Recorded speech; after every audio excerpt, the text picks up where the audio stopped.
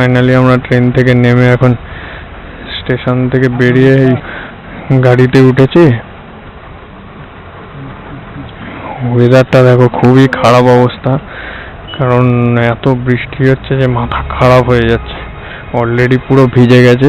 বাকি কথা আমি হোটেলে গিয়ে আর কি বলবো। তো চলো দেখা যাক কি হয়।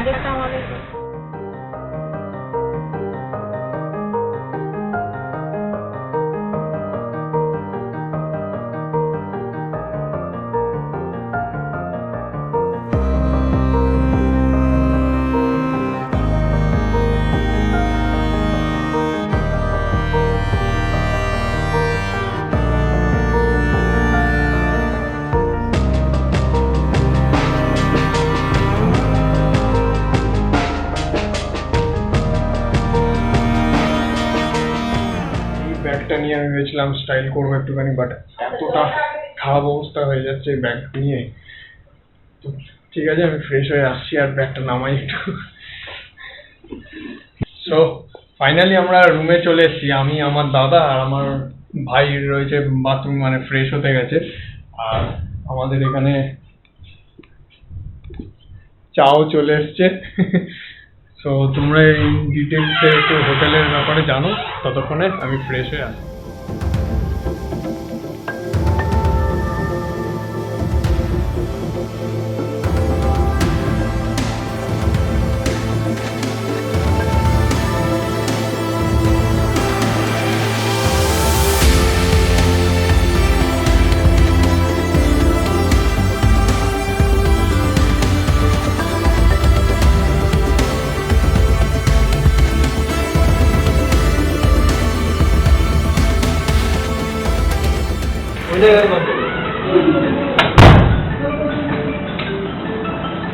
হোটেলটাকে পেছনে ছেড়ে দিয়ে আমরা বেরিয়ে পড়ি মিরিকের পথে। মিরিক পৌঁছাতে পৌঁছাতে হেভি রেনফল হওয়ার কারণে আমরা কোনোই ভিউ পয়েন্টে দাঁড়ানোর সুযোগ পাই না।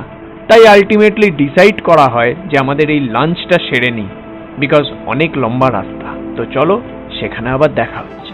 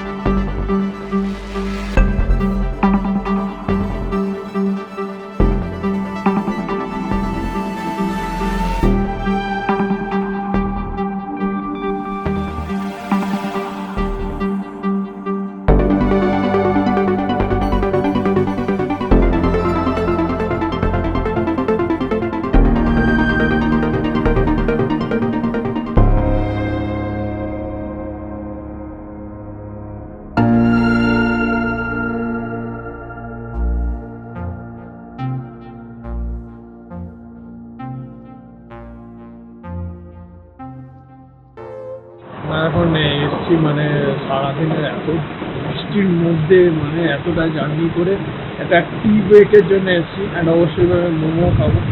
তো চলো, কাঁপুনি দিচ্ছে আমার সিরিয়াসলি, এত জোরে বৃষ্টি হচ্ছে। এতক্ষণ তো তোমরা দৃশ্যগুলোকে এনজয় করেছো, তো এখন একটু চলো দেখছো কীভাবে কাঁপুনি দিচ্ছে আর কীভাবে কথা বলতে হচ্ছে, এতটাই মানে প্রবলেম হচ্ছে। যাই হোক, এই যে আমার ভাই। ঠান্ডা কেমন? সাংঘাতিক ঠান্ডা, বিশ্বাস করো, সাংঘাতিক ঠান্ডা। এখনো ওই যে ক্যামেরা ধরে রেখেছি না, হাত পা কাঁপছে।